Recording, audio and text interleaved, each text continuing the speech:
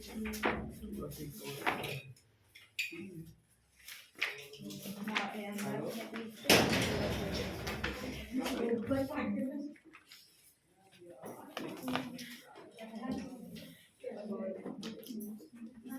Straight line के बारे में मैंने आपको बता चुका है कि स्ट्रेट लाइन होता क्या है ना। स्ट्रेट लाइन के बहुत सारे इक्वेशंस आपने 2D में पढ़े हैं। क्या y is equal to mx plus C, और क्या पढ़े हो भाई, 2 पॉइंट से होकर जाने वाले इक्वेशन क्या होते हैं, y minus y1 equal to y2 minus y1 upon x2 minus x1 bracket में x माइनस x1 पढ़े हो ना। फिर आपने पढ़ा है एक पॉइंट और अगर प्रवणता दिया हो m दिया हो तो y minus y1 equal to m into x minus x1। अलग अलग कैटेगरी के हिसाब से आपने क्वेश्चंस पढ़े हैं। अब इसमें हमको क्या करना पड़ेगा, हम अभी तक क्या होता था, जो लाइन होता था वो 2D में होता था, ऐसा होता था। अब क्या हुआ कि x एक्सिस, y एक्सिस और यहाँ पे समझो z एक्सिस है, समझना बात को ना। ये x एक्सिस है, ये y एक्सिस है और ये z एक्सिस है। क्या हुआ, 3D में आ गया, ये z एक्सिस हो गया। अब क्या होगा, स्पेस में होगा, जो लाइन कहाँ होगा, स्पेस में होगा, ऐसा होगा वैसा होगा, ठीक है ना, समझ में आ रहा है कि नहीं। लाइन क्या होगा, स्पेस में होगा, स्पेस में होगा मतलब 3D में होगा, 3D में होगा मतलब x axis y axis z axis के कोऑर्डिनेट होंगे। पहले जो पॉइंट लेते थे हम लोग, कोई भी पॉइंट लेते थे, जैसे ये पॉइंट लिया तो हम लेते थे 1 2, क्या हुआ तो होता था इसका मतलब x अक्ष में 1 कदम, y अक्ष में 2 कदम चलने पर हमको पॉइंट मिलता था उस लाइन में।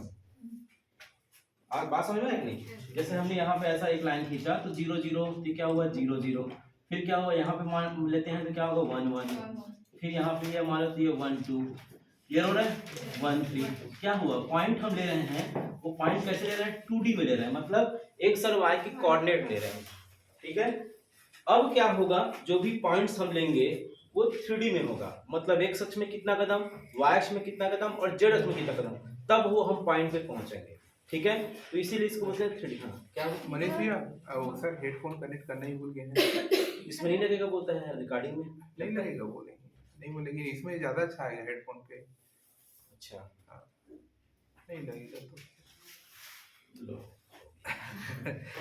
तो क्या कह रहा था, तो ये जो पॉइंट्स है ना, ये पॉइंट क्या होता था, 2D का पॉइंट था। 3D के पॉइंट में जब पॉइंट को लोकेट करना चाहोगे आप, तो ये पॉइंट अब यही क्या हो जाएगा 1 1 1 1 1 2, ऐसा मतलब 3 पॉइंट्स आएंगे 1 2 3, है ना, यही कहें x y और z। तो लाइन पे कोई पॉइंट होगा, वो कितने पॉइंट में होंगे, 3 कैटेगरी के होंगे, x के, y के और z के। इससे पहले वाले में x और y हुआ करता था, ठीक है। अब इसमें जो फार्मूला है वो नोट करिएगा।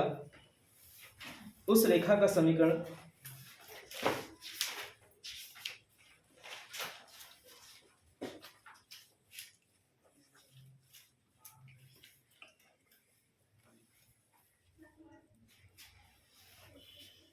जो वेक्टर a से होकर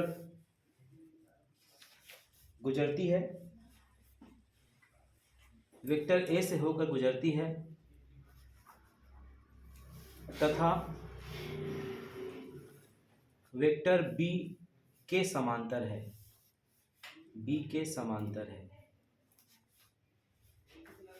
ठीक है। और ध्यान देना क्या कह रहा है, उस रेखा का समीकरण, ठीक है, इस रेखा का समीकरण हमको निकालना है जो एक रेखा की क्या है, समांतर है और एक बिंदु A से होकर पास आउट हो रही है। बात समझ में आया कि नहीं, B के समांतर है और A से होकर गुजर रही है। डायग्राम समझ में आया कि नहीं। इस रेखा का इक्वेशन क्या हो जाएगा, ये इस रेखा का इक्वेशन जो A से होकर पास आउट हो रही है, मतलब उस बिंदु पर, उस लाइन पे क्या है, ये A पॉइंट है और वेक्टर B के क्या है, पैरेलल है, वेक्टर B के क्या है, समांतर है।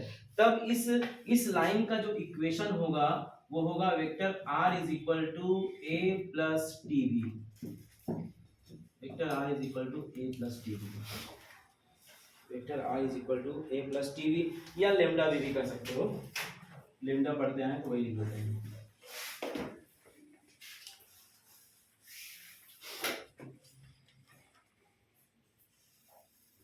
ठीक है, ये सदिश रूप में है, वेक्टर फॉर्म में है। यदि इसी को इसके कार्तीय रूप में लिखना चाहें तो उसके लिए भी नोट कर लीजिए। है ना। उसमें क्वेश्चन कैसे आएगा देखिए, तो उसमें आएगा उस सरल रेखा का समीकरण, उस सरल रेखा का समीकरण जिसके दिक् अनुपात ए बी सी है, जिसके दिक् अनुपात ए बी सी है तथा बिंदु x1 y1 z1 से होकर जाती है,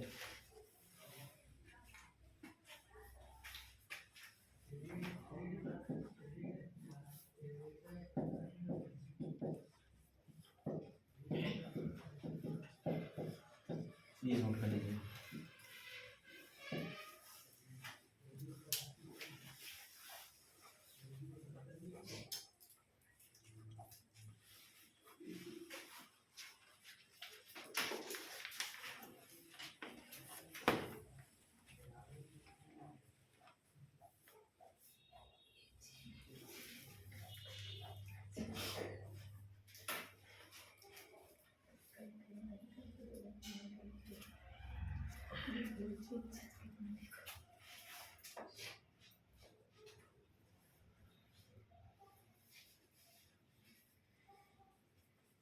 हो गया।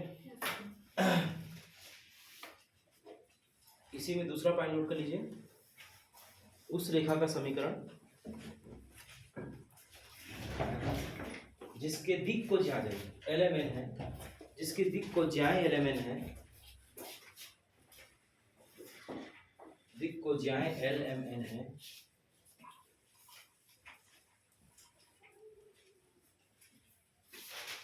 ठीक है, और बिंदु x1 y1 z1 से होकर जाती है।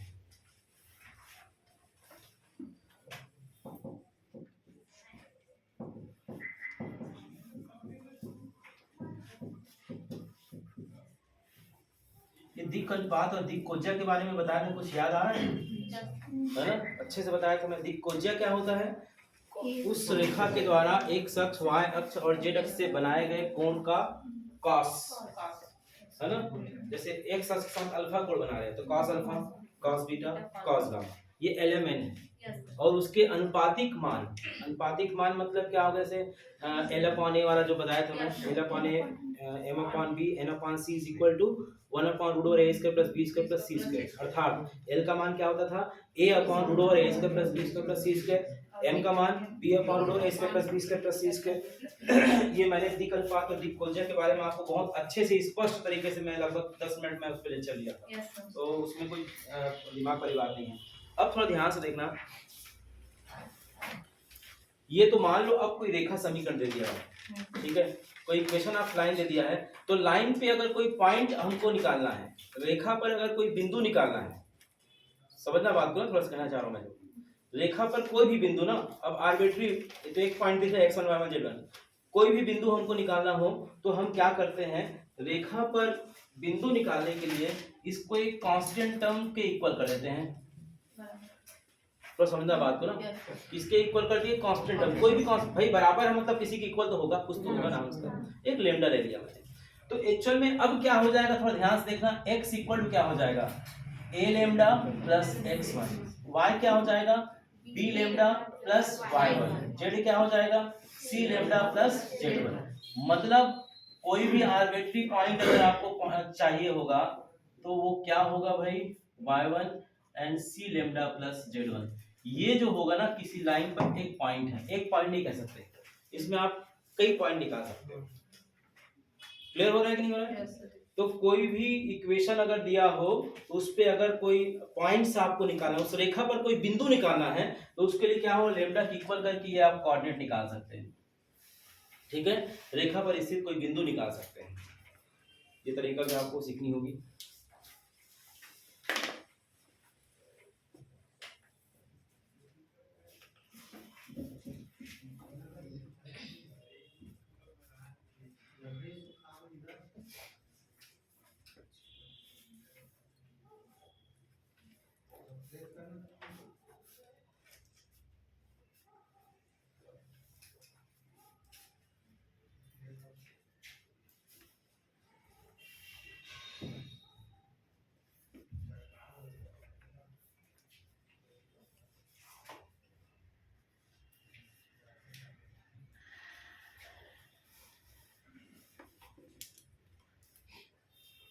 हो गया। अगला लिखेंगे, अगला पॉइंट नोट करेंगे, इसको याद रखना पड़ेगा आपको ना। एक्स वाई जेड मूल बिंदु से जाते हैं, एक्स वाई जेड मूल बिंदु से होकर जाते हैं,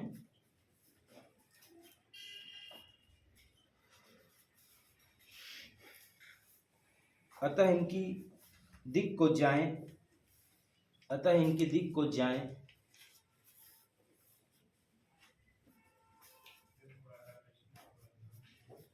क्रमशः एक्स अक्ष के लिए 1 0 0, वाई अक्ष के लिए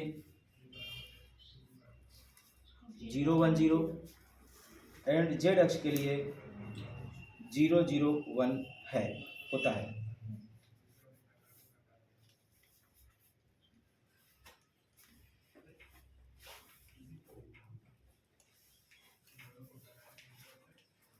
ठीक है, तब एक अक्ष का समीकरण क्या हो जाएगा भाई, जल्दी बताओ तो।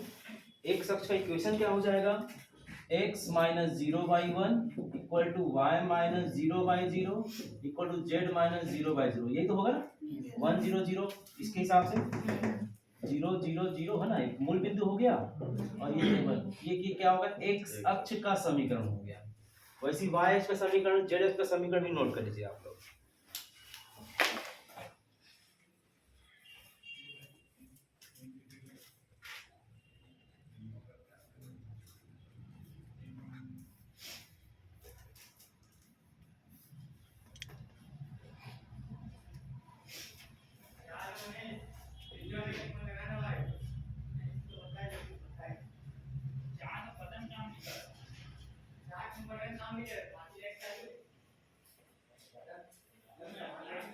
आगे बढ़े।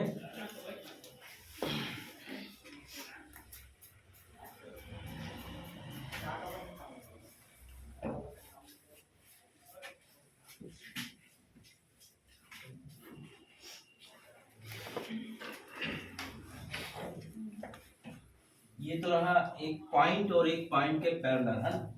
अब लिखिएगा दो बिंदुओं से होकर जाने वाली रेखा का समीकरण। दो बिंदुओं वेक्टर ए तथा वेक्टर बी से होकर जाने वाले रेखा का समीकरण। दो बिंदुओं से होकर जाने वाली रेखा का समीकरण। Vector r is equal to vector a plus lambda into b minus vector a. ठीक है, एक लाइन है जिसमें दो पॉइंट हैं, वेक्टर ए और वेक्टर बी, तब उसका इक्वेशन कुछ ऐसा होगा।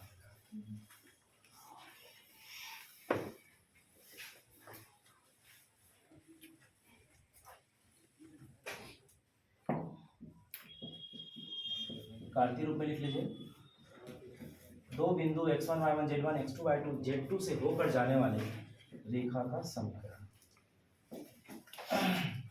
x minus x1 upon x2 minus x1, y minus y1 upon y2 minus y1, z minus z1 upon z2 minus z1। Cartesian form में है।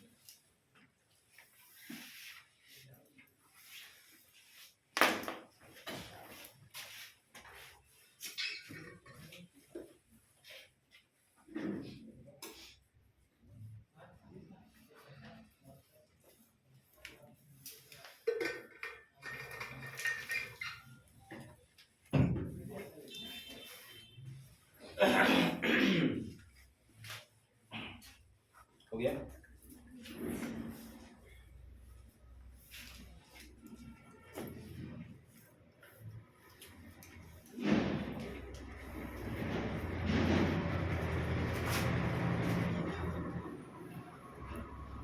आगे बढ़े, देखिए क्वेश्चन लिखिए, दोनों बार में रिलेटेड क्वेश्चन लिखते हैं।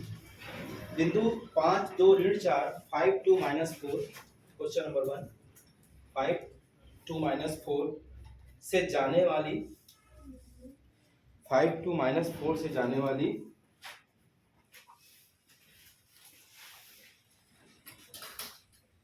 तथा सदिश 3i plus 2j minus 8k 3i plus 2j minus 8k के समांतर रेखा का सदिश एवं कार्तीय समीकरण क्या होगा। अब देखो, सबसे बड़ा प्रश्न ये होता है कि क्वेश्चन को हमको समझ में आना चाहिए, है ना। इसमें सबसे बड़ा दिक्कत ये होता है कि कुछ किसी का स्थापना किसी में लग जाता है, वही समस्या हो जाता है, ठीक है। इसमें आप थोड़ा सा इमेजिन करिए, एक पॉइंट, मतलब आप देखोगे समझ में आ जाएगा। ये एक रेखा जिसको हम निकालना है, जिसमें एक पॉइंट है और एक सदिश के क्या है, वो समांतर है। तो ये हो गया ए, ये हो गया बी। खट से दिमाग में आ गया कि r is equal to a plus lambda b वाला कहानी यहाँ बनने वाला है। आ गया दिमाग में। अब ये बताओ, vector r is equal to क्या है, ए का मतलब ये पॉइंट दिया, क्या दिया है 5 2 और -4 पॉइंट दिया है। पॉइंट को आप a के फॉर्म में ऐसा लिख सकते हैं 5a 2j -4k। अब प्लस लेमडा इनटू क्या लिखेंगे आप, b का पॉइंट क्या दिया है 3i plus 2j minus 8 3i plus 2j minus 8 -8k। ये हो जाएगा 3i प्लस 2j -8k। ये इसका आंसर हो गया सदिश समीकरण। और आपको मैं अलग से इसलिए लिखवा दिया ताकि कार्तीय रूप में आपको ज्यादा दिमाग लगाने की आवश्यकता ना पड़े। कार्तीय रूप में क्या अभी बताया मैंने कि उस रेखा का समीकरण जो बिंदु x1 y1 z1 से होकर जाती है। किससे होकर जा रही है भाई, 5 2 ऋण 4 से। सूत्र क्या हो जाएगा x - 5 y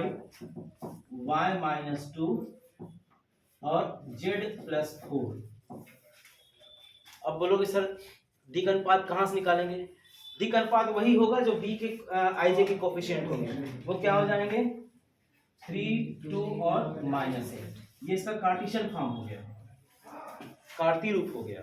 तो ये इसका सदिश रूप हो गया, ये इसका कार्तीय रूप हो गया। दोनों सूत्र आपके पास है, आप देख सकते हैं। अब मान लो ये सूत्र आपके दिमाग में नहीं है, तो यहाँ से भी इसको जनरेट कर सकते हो। कैसे कर सकते हो इसको एक बार बता देता हूँ, ठीक है। ये तो सीधा सूत्र में लगा दिया मैंने, इसको जनरेट करना भी सिखा देता हूँ। क्या होगा, वेक्टर r को लिख सकते हैं हम लोग xi plus yj plus zk। उधर क्या हो जाएगा, i को कॉमन निकालेंगे तो क्या होगा, जल्दी बोलो 5 प्लस 3 लेमडा, है ना, ऐसे निकालते हैं। प्लस j कॉमन निकालेंगे तो क्या हो जाएगा 2 प्लस 2 लेमडा, और k को कहाँ निकालेंगे क्या हो जाएगा -4 -8 लेमडा। ये हो गया। अब कुछ नहीं है, कंपेयर कर दो। कंपेयर करेंगे क्या होगा, x इक्वल टू कितना मिल जाएगा 5 plus 3 lambda, y equal to कितना हो जाएगा 2 plus 2 lambda, z equal to कितना हो जाएगा -4 -8 लेमडा। अब क्या हो जाएगा x - 5/3 equal to lambda, y - 2/2 equal to lambda, z + 4 में -8 इक्वल टू लेमडा। अब चेक कर लो सब लेमडा इक्वल है, मतलब यही मिलेगा। देखो तो इतना करने के बजाय सीधा क्यों ना हम सूत्र को याद रख लें। ठीक, नोट करिए।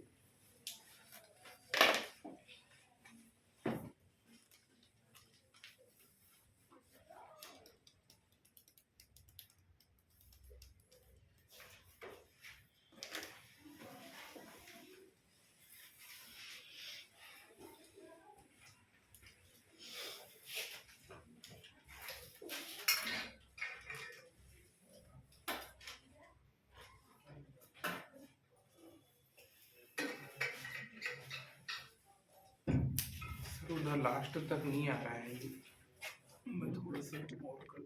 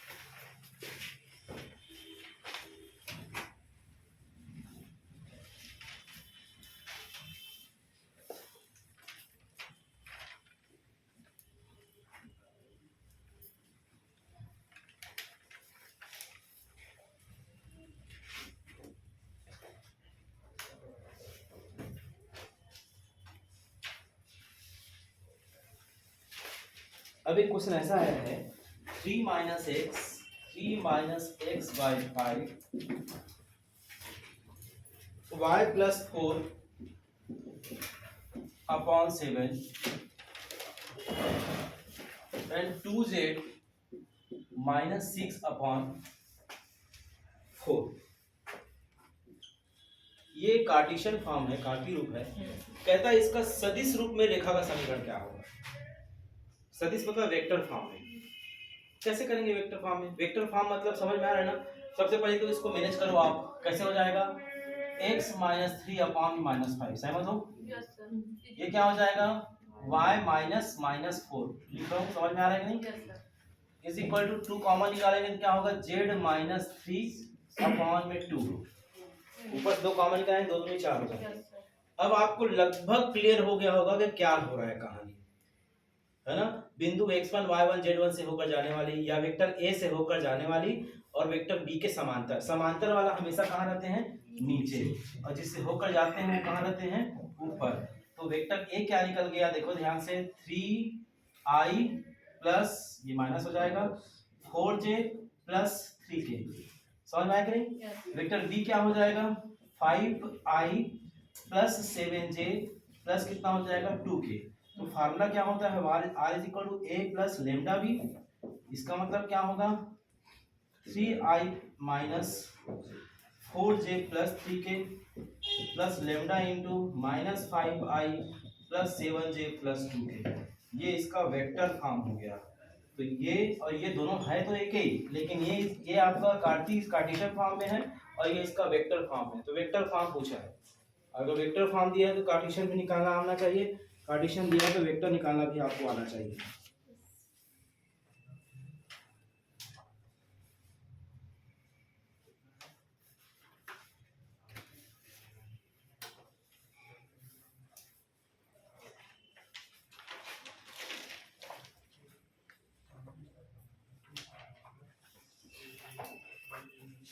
अगला क्वेश्चन, उस सरल रेखा का समीकरण। सर एक minute sir.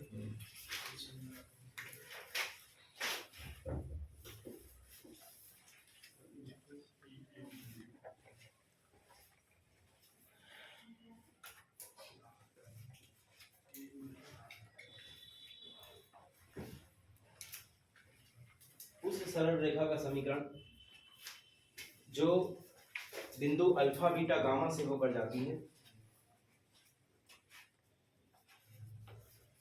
Alpha beta gamma से होकर जाती है तथा जेड अक्ष के समांतर है। अब देखो समांतर वाला कहानी आ गया। जेड अक्ष के समांतर है। अब थोड़ा समझना इस क्वेश्चन को।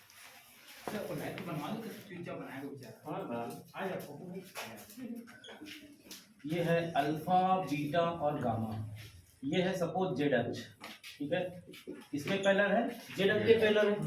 जेड अक्ष के पेलर है, इसका मतलब ये जो बी की बात अगर मैं करूं तो बी वेक्टर फॉर्म में होगा। और वेक्टर फॉर्म में मतलब मैं इसको 0i प्लस 0j प्लस 1 के लिख सकता हूँ। क्यों लिख सकता हूँ? आपको इससे पहले मैं बताया हूँ कि वेक्टर में क्या होता है। वेक्टर के जो जेड अक्ष में जो उसके दिक् को ज्याए होंगे वो 0 0 1 होंगे, ठीक है ना भाई। तो i j के रिप्रेजेंट करने वाले एलिमेंट क्या होंगे? 0 0 1 उसके कोफिशिएंट, तो उसके पैरेलल हो गए। अब आपको ये वाला बात तो पता ही चल गया कि वेक्टर a क्या हो जाएगा। तो वेक्टर a क्या हो जाएगा? Alpha i plus beta j plus gamma k, ठीक है। और वेक्टर b क्या हो जाएगा? 0i plus 0j plus 1k। तो इस रेखा का समीकरण क्या होगा? a plus lambda into b. a की वैल्यू क्या मिलेगा? Alpha i plus beta j plus gamma k plus lambda into b की वैल्यू क्या होगा? 0i plus 0j plus k, या इसको हटा देते हैं तो k भी लिख सकते हैं। तो इस प्रकार से ये इसका क्या हो जाएगा? सॉल्यूशन हो जाएगा। इसी क्वेश्चन को यदि कार्टेशियन फॉर्म में पूछा जाए, कार्टेशियन फॉर्म में पूछा जाए का मतलब क्या हुआ? कार्तीय रूप में पूछा जाए। कार्तीय रूप में पूछा जाए का मतलब क्या हुआ कि अल्फा बीटा गामा से होकर जाने वाली, मतलब x minus alpha, y minus beta and z minus gamma, इसके दिक् अनुपात अब क्या हो जाएंगे? दिक् को 0 0 1 क्या हो जाएगा? 0 0 और 1। ये इसके क्या हो गए? कार्तीय रूप में अगर रेखा का समीकरण निकालना तो ये होगा। और वेक्टर फॉर्म निकालना तो ये होगा। इससे दो क्वेश्चन और राइज होंगे। कौन कौन सा? एक्स अक्ष पे समांतर, वाई अक्ष के समांतर, तो कहाँ पे क्या चेंजेस करने हैं आपको समझ में आने चाहिए। ठीक है, इन दोनों क्वेश्चनों को आप लोग अपने मन से बना लीजिएगा।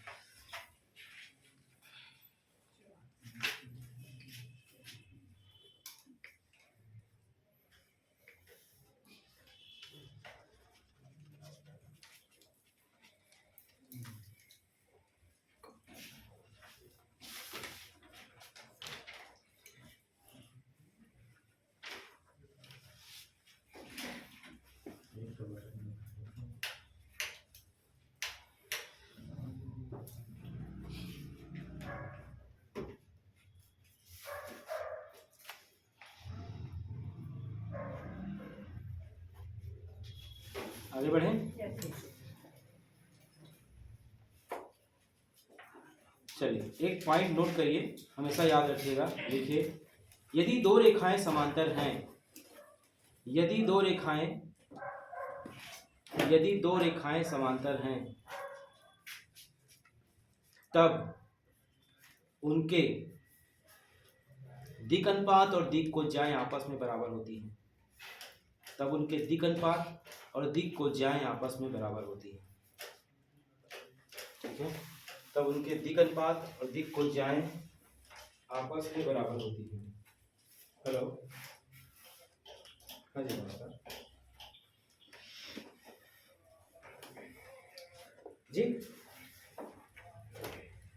अच्छा अच्छा, हाँ हाँ हाँ हाँ, ठीक ठीक ठीक, बताइए।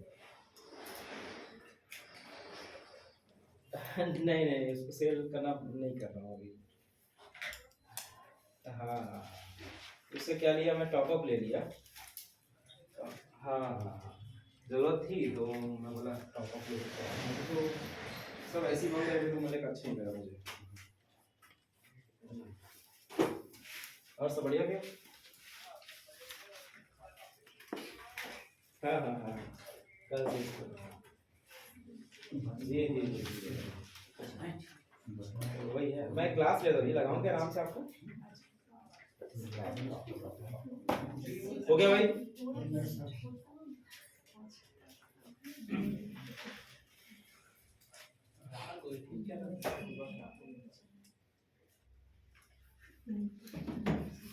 अब मैं क्या बताया अभी आपको कि दो लाइन अगर हैं, ध्यान देना, ये दो लाइन है, यदि ये पैरेलल है, यदि ये क्या है, पैरेलल है, यदि ये पैरेलल है, तो इसके जो दिक् अनुपात होंगे वो इसके भी दिक् अनुपात होंगे, और इसकी जो दिक् कोज्या है वो इसके भी दिक् कोज्या होंगे। ये कॉन्सेप्ट आप हमेशा याद रखिएगा। ठीक है, कॉन्सेप्ट आप हमेशा याद रखिएगा। ये क्वेश्चन लिखो, समझ में लिखो ना। बिंदु 1 2 3 से होकर जाने वाली, बिंदु 1 2 3 से होकर जाने वाली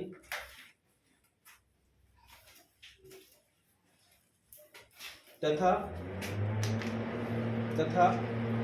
रेखा -x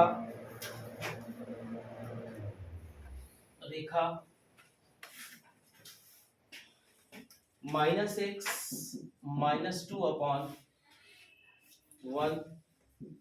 equal to y +3/7 equal to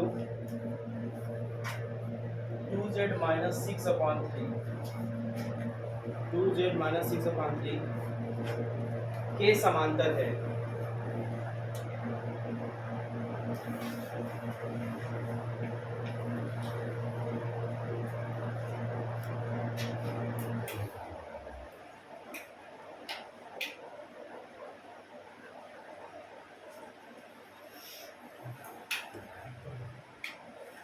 हो गया? ये वाला पंखा बंद कर यार, उधर का आवाज बंद कर।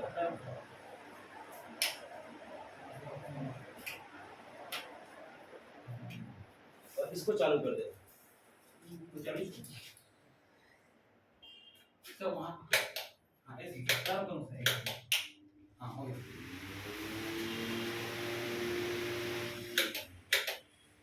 हाँ, अब थोड़ा देखना इसको ना, थोड़ा सा इमेजिंग करते हुए पढ़ाई करना, खासकर इसमें बहुत गलतियां होती है ना। आपको क्या कहा गया है कि एक लाइन का इक्वेशन आपको फाइंड आउट करना है। ठीक है, वेक्टर फॉर्म में भी और कार्टेशियन फॉर्म में। कहता है कि एक बिंदु से पास आउट हो रही है। कौन सी पॉइंट से पास आउट हो रही है? 1, 2 और 3 से। और ये जो लाइन दिया हुआ है, ये नीचे में इक्वेशन दिया हुआ, उसके क्या है? पैरेलल, समांतर है। अब ये बताओ, कोई भी लाइन की इक्वेशन निकालने के लिए आपको वेक्टर ए चाहिए, वेक्टर बी चाहिए, या एक पॉइंट चाहिए और दिगंतपाद या दिक्भुजा चाहिए, ये जो चाहिए ना। तो हमको पॉइंट पता चल गया, तो संघर्ष किसके लिए करना है? दिगंतपाद के लिए। और दिगंतपाद कौन देगा? नीचे वाला लाइन देगा। कैसे देगा? इसको थोड़ा सा एडजस्ट करना पड़ेगा बेसिक फॉर्म में। इसका जो बेसिक फॉर्म क्या हो जाएगा, ये होगा, माइनस कॉमन निकालेंगे तो x + 2 अपॉन में -1 होगा। ये क्या हो जाएगा? y + 3 अपॉन में 7 होगा। ये हो जाएगा z - 3 अपॉन में क्या हो जाएगा? 3/2। देखो सही है क्या? ये लाइन समझ में आएगी, चेक करो। तो उधर से आप 2 कॉमन निकालोगे, है ना। z को फ्री किए 2 से, और 2 नीचे आ जाएगा। तो ये बताओ, इसके दिगंतपाद क्या हुए? ये हुए ना इस लाइन के। तो यही किसके दिगंतपाद हो जाएंगे? -1, 7 और 3/2। क्लियर हुआ कि नहीं? अब इसका इक्वेशन आपको निकालना हो तो क्या हो जाएगा? x - 1 upon -1, y - 7 upon 2, sorry y - 2 ना, y - 2 अपॉन 7, z - 3 अपॉन 3/2। ये तो हो गया कार्टेशियन फॉर्म, कार्तीय रूप। और आपको पता है इसी को a कहा जाता है, इसको b कहा जाता है। तो वेक्टर फॉर्म क्या हो जाएगा? a का मतलब i + 2j + 3k plus lambda into कितना हो जाएगा? -i + 7j plus 3/2k। तो ये इसका क्या होगा? वेक्टर फॉर्म हो जाएगा। ठीक है, तो इसको मुझे केवल पैरेलल को समझाने के लिए इसको बताना पड़ा।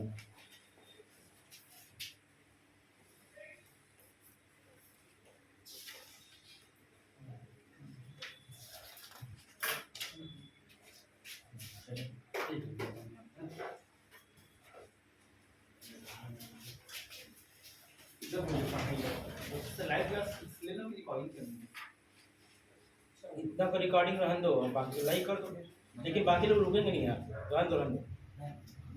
वो ग्रुप में बता दिए ना आप, बोलिए। हाँ बस।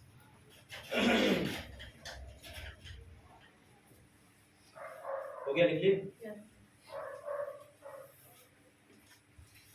Next question.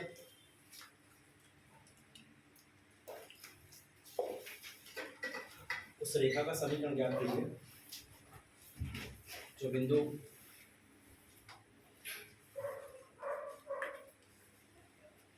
-2 - 1 3 2 - 1 3 एवं 4 2 1 से होकर गुजरती है।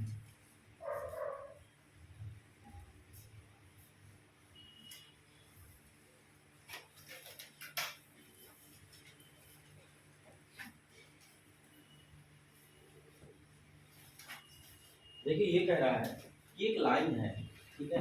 ये लाइन पास आउट तो हो रही है और असंख्य बिंदुओं से है, ये मतलब जॉइंट्स का। लेकिन इसमें 2 पॉइंट अगर हमको पता चल जाए तो इसका इक्वेशन हमको तैयार हो जाएगा। इक्वेशन तैयार होने का मतलब समझ में आ रहा है? इक्वेशन तैयार होने का मतलब उसका पथ, किस पथ में गति करेगा, लोकस जिसको बोलते हैं, बिंदु पथ। तो ये जो पॉइंट है, 2 पॉइंट आपको दे दिए हैं। पहला पॉइंट बोला जल्दी से क्या है? 2 - 3 और दूसरा पॉइंट 4 2 1। इसके मैंने 2 सूत्र आपको बताए हैं, कार्टेशियन फॉर्म ही बताया है, वेक्टर फॉर्म ही बताया है।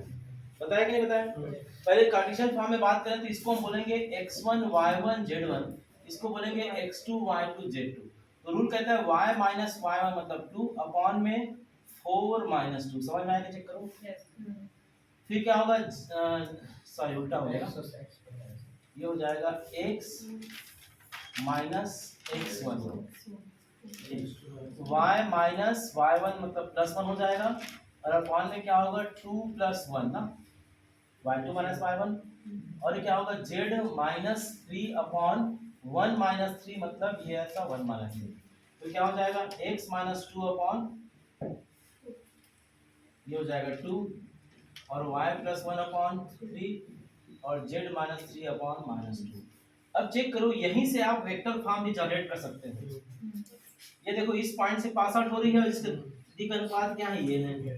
मतलब आप सीधा सीधा लिख सकते हो, उसमें सूत्र भी नहीं लगाना है आपको। r = a + t b - a। ये b - a एक्चुअली यही तो है, देखो ध्यान से, b - a b - a b - a, तो सीधा सीधा लिख सकते हो। ये इससे ऊपर जा रहा है, मतलब क्या हो जाएगा 2y - j प्लस 3k, ये हो गया a का मान, प्लस लैम्डा इनटू b का मान क्या हो जाएगा 2y + 3j - 2k। तो ये हो गया इसका वेक्टर फॉर्म, ये हो गया इसका कार्टेशियन फॉर्म।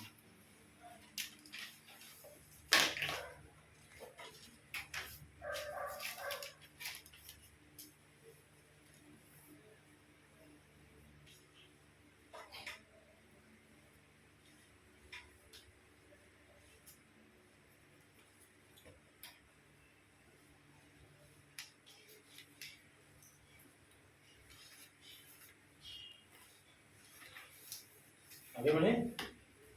अब इसी में एक और क्वेश्चन है, उसको लिखवा देता हूं मैं, फिर बताना कैसे बनेगा, है ना। लिख लिया क्या? लिखिए।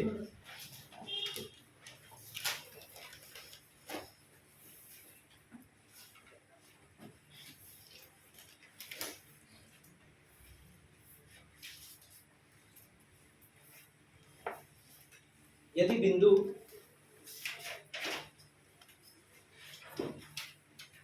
-132 -132 -42 -2 -42 -2 और 5 लैम्डा समरेख हो तो लैम्डा का मान ज्ञात कीजिए। अब देखो यहाँ पे कहानी, समरेख का मतलब क्या हुआ, एक ही रेखा पर स्थित होना। थोड़ा समझना बात को ना। समरेख का मतलब क्या होता है, एक ही रेखा पर स्थित होना। तो स्वाभाविक है 3 बिंदु दिया है, तो उन 2 बिंदुओं से मैं सूत्र निकाल सकता हूँ ना। बोलो भाई, 2 बिंदु क्या क्या है? -132 -132 और -42 -2। ठीक है, इसके आधार पे अगर मैं निकालना चाहूँ लाइन का इक्वेशन, तो क्या मिल जाएगा, देखो तो x ये हो जाएगा +1 और अपॉन में क्या हो जाएगा -4 + 1, ये हो जाएगा -4 + 1। समझ में आएगा नहीं? y - y1 मतलब क्या होगा -3 अपॉन में y2 - y1 मतलब 2 - 3, z - z1 मतलब हो जाएगा 2 और अपॉन में क्या हो जाएगा -2 -2। ठीक। अब बोलोगे सर तीसरा बिंदु भी तो दिया हुआ है, तो रुको पहले तो इसको सॉल्व कर लें ठीक ठाक, उसके बाद फिर हम उसके बारे में भी चर्चा करेंगे। ये क्या हो जाएगा, x + 1 अपॉन क्या होगा -3, y - 3 अपॉन -1, z - 2 अपॉन -4। यहाँ तक मैं समझता हूँ, सबको समझ में आ गया। अब कहता है तीसरा बिंदु भी उस लाइन पर है, मतलब तीसरा बिंदु क्या है, जल्दी बोलो। 5 ठीक है, तभी तो समरेख कहलाएगा जी। और तीसरा बिंदु यदि वहां पर है, तो ये यही तो लाइन का इक्वेशन है, मतलब इस लाइन जहां जहां चलेगा वहां वहां ये मिलेगा, और बिंदु वहां पे होगा, कहीं ना कहीं जॉइंट होगा। तो इसका मतलब ये पॉइंट क्या करेगा, इसको संतुष्ट। अब संतुष्ट करेगा मतलब क्या हुआ, x की जगह पर 5 + 1/- 3, ये क्या हो जाएगा 5 - 3/-1, ये क्या हो जाएगा लैम्डा -2/-1, कितना हो जाएगा 6/-3, ये हो जाएगा 2/-1, ये होगा लैम्डा अब -2/4, तो कितना होगा -2 = लैम्डा -2/4, दैट मींस -8 = लैम्डा -2, तो -8 और +2 = लैम्डा। तो गलत तो नहीं कर रहा हूँ ना, सही है ना, माइनस बोल दिया हमने, ठीक है, वही तो लगा मुझे, ये माइनस, ये +8 हो जाएगा, ठीक है, ये +8 हो जाएगा, तो लैम्डा इक्वल कितना हो जाएगा 10। तो लैम्डा की वैल्यू फाइंड आउट करना है। समरेख वाली बात मुझे समझाने के लिए बस मैं इसको बताया हूँ कि समरेख का मतलब क्या होता है, वो बिंदु तीनों जो है एक ही रेखा में स्थित है, तो 2 बिंदु से हम रेखा का समीकरण निकालेंगे और उसके बाद उस तीसरे बिंदु को उस समीकरण में रखने से जो भी अननोन एलिमेंट है वो बड़ी आसानी से निकल जाएगा।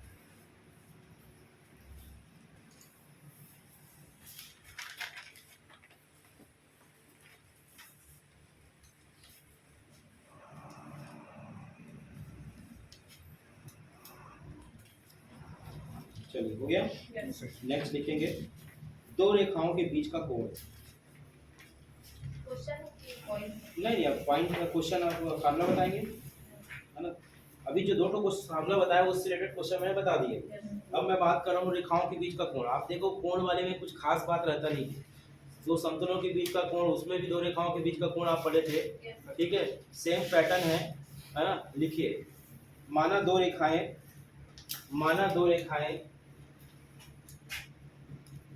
A1 plus B1 lambda and A2 plus B2 lambda है, ठीक है। माना दो रेखाएं, इसको भी लेमडा 1 कर देते हैं, इसको लेमडा 2 कर देते हैं। तब इन दोनों के बीच का जो कोण होगा उसको थीटा अगर है तब सूत्र होता है cos theta is equal to B1 dot B2 upon में mod of B1 and mod of B2। ये है सूत्र। आपने डॉट प्रोडक्ट पढ़ा है ना, मॉड निकालना भी आता है। ये तो हो गया कौन सा,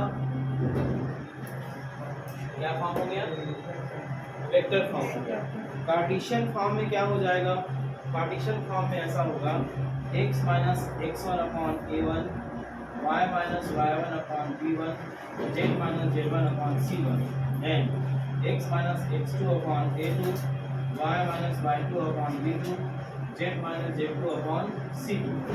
दो लाइन है, तब इन दो लाइन के बीच का एंगल थीटा हो तो cos थीटा क्या होता है a1 a2 plus b1 b2 plus c1 c2 upon में बराबर क्या हो जाएगा a1 का स्क्वायर b1 का स्क्वायर c1 का स्क्वायर और a2 का स्क्वायर b2 का स्क्वायर और c2 का स्क्वायर। इस प्रकार से इससे आप फार्मूला जनरेट कर सकते हैं, एंगल निकाल सकते हैं।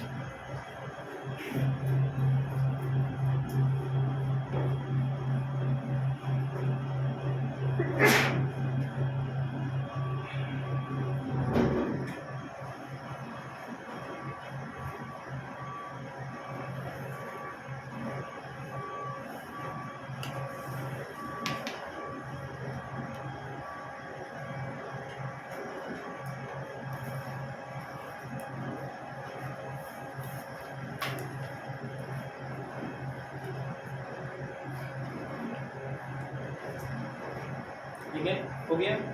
लंबवत होने का प्रतिबंध, पहला कंडीशन कि दो लाइन परपेंडिकुलर कब होंगे, दो रेखाएं लंबवत होंगी यदि, कब होगी भाई, जब एंगल 90 डिग्री हो तो लंबवत है ना। Line 1 is perpendicular to line 2 तो B1 और B2 का डॉट प्रोडक्ट यदि 0 के बराबर है।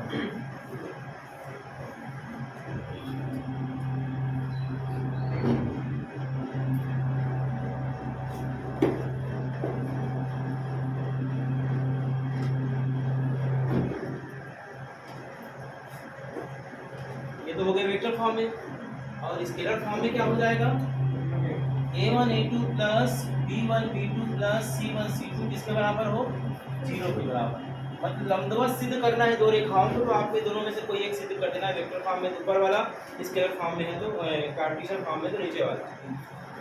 दूसरा होता है पैरेलल, 1 इज पैरेलल टू 2, ठीक है। दो रेखाएं समांतर होंगी, दो रेखाएं समांतर होंगी यदि B1 is equal to lambda B2, B1 is equal to lambda B2 कौन से फॉर्म में, वेक्टर के फॉर्म में ना, ये वेक्टर। और स्केलर फॉर्म में क्या हो जाएगा, कार्टेशियन फॉर्म में क्या हो जाएगा, इसी को समझ में आ रहा होगा, इसको कैसे लिख सकते हैं a1 upon a2, b1 upon b2 और c1 अपॉन c2। इसके अनुपातिक मान समान होने चाहिए। अब आपको समझ में आ रहा होगा जो मैं लिखवाया था, दो रेखाएं समांतर कब होती हैं, जब उनके दिक कोणीय दिक अनुपात आपस में बराबर हो। यही तो बराबर बता रहा है, देखो ना उनके अनुपातिक एलिमेंट क्या हो रहे हैं, इक्वल हो रहे हैं।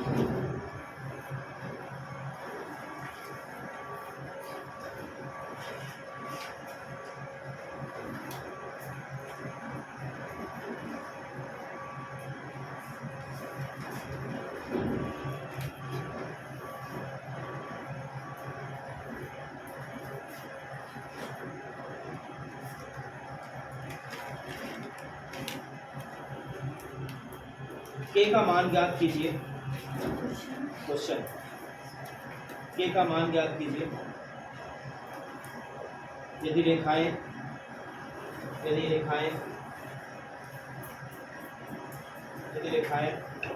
x माइनस 1/3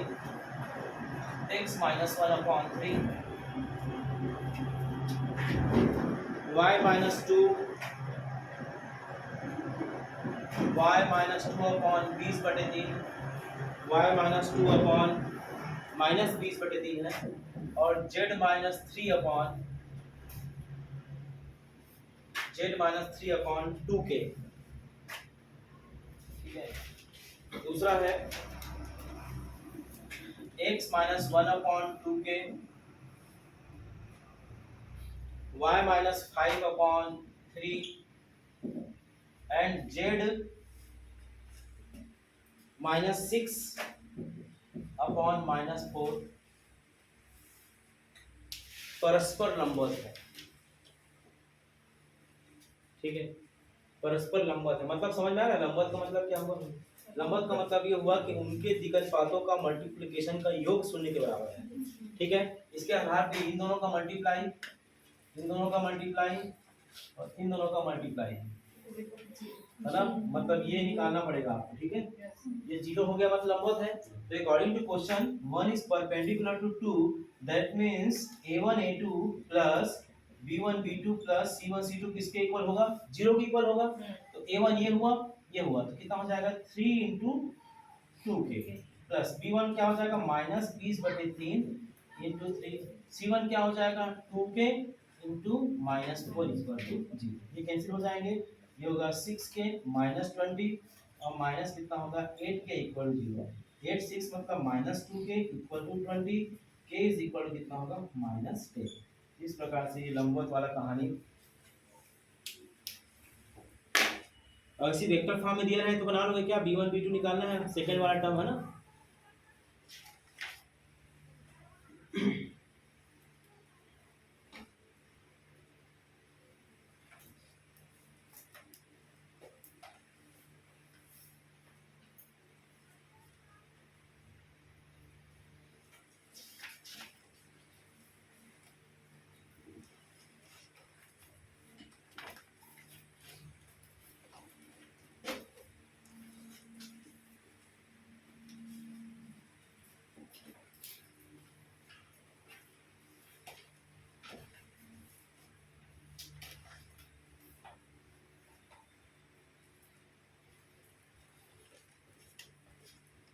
बिंदु से रेखा की लंबवत दूरी,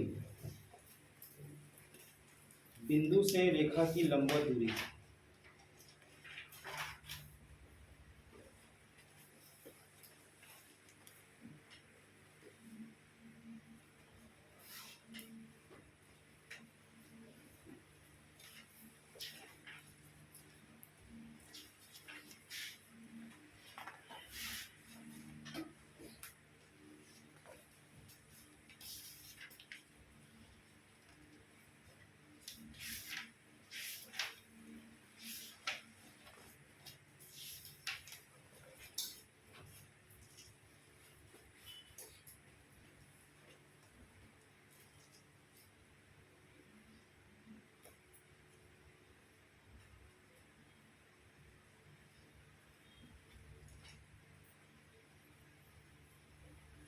इसमें लिखेगा बिंदु से रेखा क्या लिखे हो आप लोग, हाँ नहीं लिखो, दो रेखाओं के मध्य न्यूनतम दूरी लिखना, उसको हटा दीजिए अभी। दो रेखाओं के मध्य न्यूनतम दूरी, shortest distance between two line, दो रेखाओं के मध्य न्यूनतम दूरी। माना दो रेखाएं,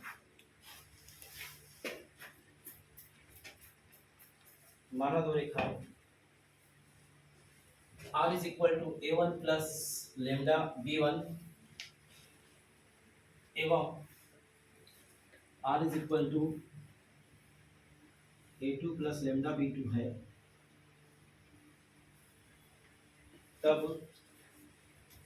इन दो रेखाओं के बीच के जो शॉर्टेज डिस्टेंस है, ये वाला डिस्टेंस जो होगा, शॉर्टेज डिस्टेंस का फार्मूला हो जाएगा।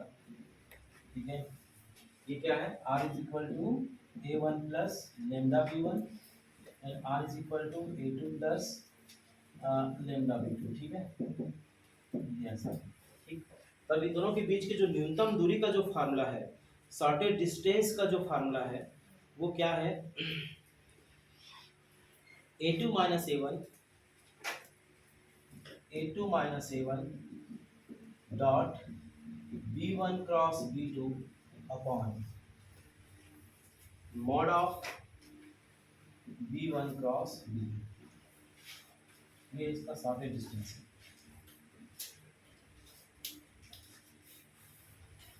क्रॉस प्रोडक्ट निकालना भी आता है आपको, और माइनस करना सदिशों को भी आता है, केवल आपको यही काम करना है, ठीक है।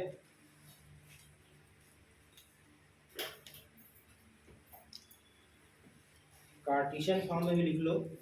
कार्तीय रूप में क्या हो जाएगा, कार्तीय रूप में दो लाइन है, थोड़ा सा बड़ा है फार्मूला इसका कार्टेशियन फॉर्म में। मान लेते हैं कि पहले लाइन का x minus x1 upon L, y minus y1 upon m1 l1 and z minus z1 upon n1, ठीक है। x minus x2 upon l2, y minus y2 upon m2, z minus z2 upon m2, ये दो रेखाएं हैं, ठीक है। तब इन दो रेखाओं के बीच की जो न्यूनतम दूरी है, शॉर्टेज डिस्टेंस है, वो हम कैसे निकालेंगे उस पर चर्चा करते हैं। इसका जो शॉर्टेज डिस्टेंस है टू पार्ट्स में, पहला होगा x2 minus x1, y2 minus y1, z2 minus z1 upon में l1 m1 n1, next line में l2 m2 और m2।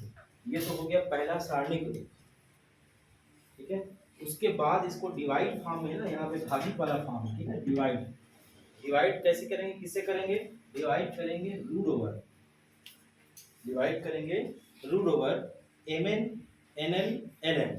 याद कैसे करेंगे, यहाँ पे लिखेंगे mn माइनस mn, n के बाद क्या आता है nl माइनस nl, ठीक है। l के बाद क्या आता है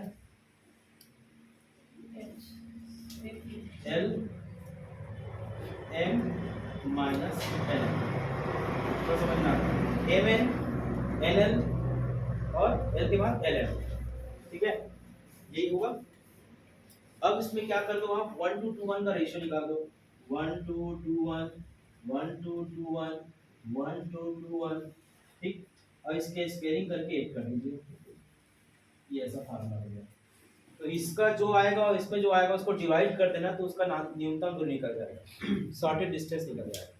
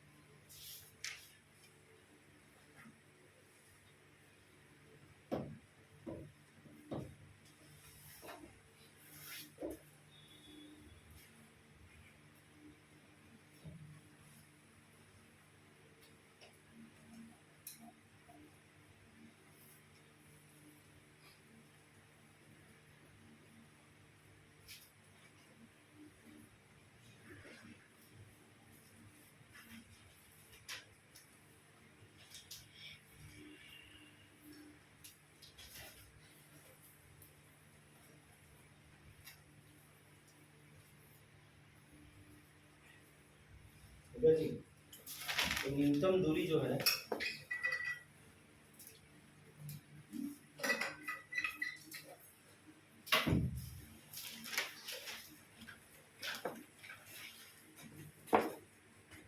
ये दो कैटेगरी के फार्मूले होंगे। अगर वैसा दिया हो तो इस फार्मूले को, ऐसा दिया तो इस फार्मूले को, ठीक है। मेरे हिसाब से ज़्यादा आपको अच्छा ये वाला लगेगा, ठीक है ना। तो आप क्या करोगे बताओ जल्दी से।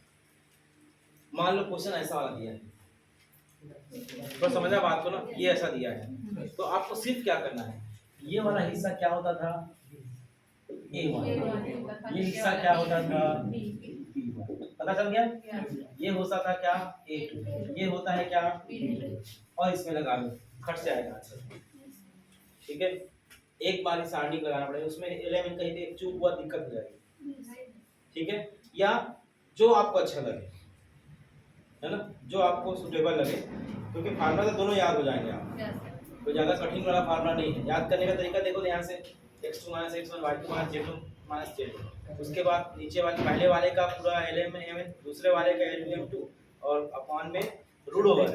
अब शुरुआत कहाँ से करना है, थोड़ी ये बात देखना याद है, शुरुआत mn से करना है, mn - mn, nl - ln और lm - 1 to 2 1 1 to 2 1 and squaring, correct. Sir फर्क क्या पड़ता है, सिर्फ चक्रीय क्रम है, प्लस आगे पीछे करें तो क्या बस चक्रीय क्रम के हिसाब से आपको करना पड़ेगा, ठीक है। क्वेश्चन लिख लो, लिखिए r is equal to I plus 2j plus 3k, vector r is equal to I plus 2j plus 3k plus lambda into I minus 3j plus 2k, I minus 3j plus 2k। And दूसरा line है 4i plus 5j plus 6k, 4i plus 5j plus 6k plus mu into 2i plus 3j plus k, sorry 2i 3j, हाँ ठीक है। ये। तो इस प्रकार से ये है। अब इन दोनों के बीच का हमको न्यूनतम दूरी निकालना है, तो न्यूनतम दूरी निकालने के लिए अब तक बोर्ड की तरफ थोड़ा देखें, इधर देखो भाई, आपको मूल क्या पहले निकालना है, b1 क्रॉस b2 निकालना है, और ये है b1 और ये क्या है b2। तो पहले तो मैं b1 क्रॉस b2 निकाल लेता हूँ, I j k, b1 के गुणांक 1 minus 3 2 and 2 3 and 1, ये होगा I into -3 -6 minus j into 1 minus 4 plus k into 3 plus 6, ठीक है। कितना होगा -9i और माइनस प्लस हो जाएगा 3j और प्लस कितना होगा 9k। ये हो गया b1 cross b2, mod of b1 cross b2 क्या हो जाएगा 81 9 और 81, कितना हो जाएगा भाई ये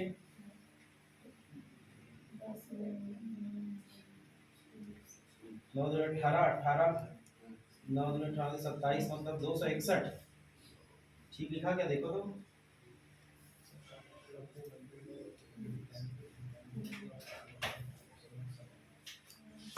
ठीक लिखा ना।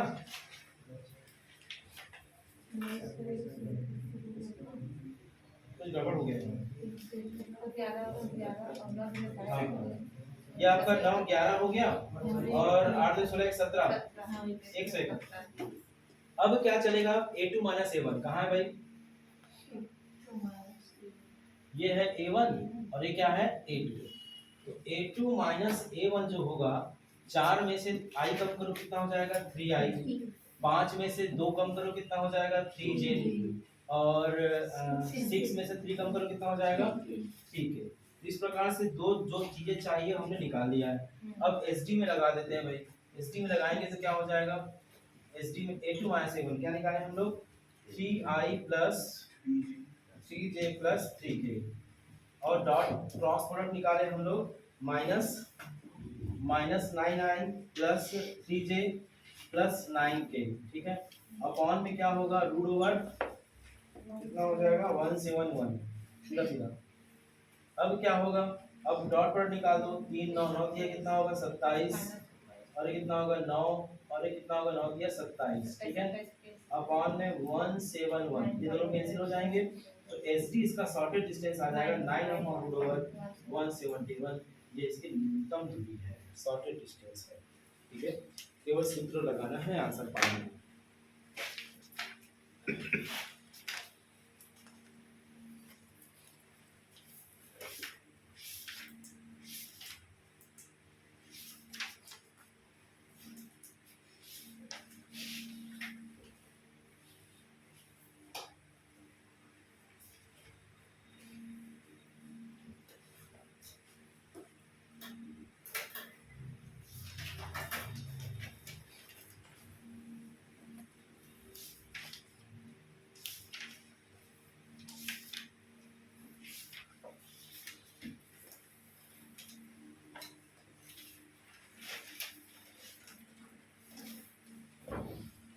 आज मेरे चुनाव ड्यूटी लगा दिए हैं यार, जल्दी जाना है हमें, ठीक है। अभी वो चुनाव हो रहा है ना, नहीं उपचुनाव हो रहा है यार, एक पार्षद वाला, उसमें मास्टर ट्रेनर बना दिए मेरे को निकलना है 10:30 से। चलिए फिर कल जो है हम लोग पढ़ेंगे, इसी का थोड़ा सा कुछ बचा है, वो इसमें भी प्रतिबिंब वगैरह सब चीज़ें हैं। और उसके बाद मैं कल पढ़ाऊंगा रेखा और समतल के कॉम्बिनेशन वाला एंगल और ये सब चीज़ निकालना, ठीक है। तो कल रेखा और उसका कॉम्बिनेशन और इसका कुछ बचा है वो, और एक दिन और बचेगा आपका गोला का, मतलब 2 दिन में मैं इसको खत्म कर दूँगा, ठीक है। इसको बंद कर दो भाई।